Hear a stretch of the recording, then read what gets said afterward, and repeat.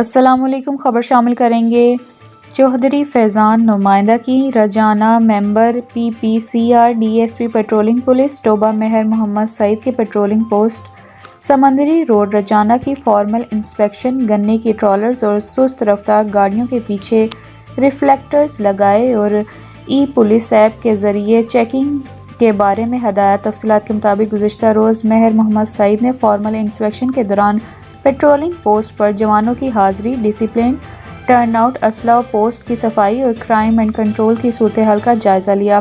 Patrolling post کی عمارت، kitchen gardens, رہائشی کمرہ جات اور کچن، جبکہ گشت پر مامور سرکاری گاڑی کو بھی چیک کیا۔ پیٹرولنگ پوسٹ پر جوانوں کے ساتھ وقت گزارا اور پیٹرولنگ پوسٹ پر ملازمین کے لیے میسر سہولیات کا جائزہ لیا اور سٹاف کے ساتھ میٹنگ کی اور ان کے مسائل سنتے ہوئے ان کے حل کی یقین دہانی کروائی اور دوران ہدایات جاری کرتے ہوئے کہا کہ ڈبل ٹرالرز کے خلاف کارروائی کریں، ٹرالرز کی بیک لائٹس اور ریفلیکٹرز کو ہر صورت لگوائیں تاکہ دھند میں حادثات پیش نہ آئیں۔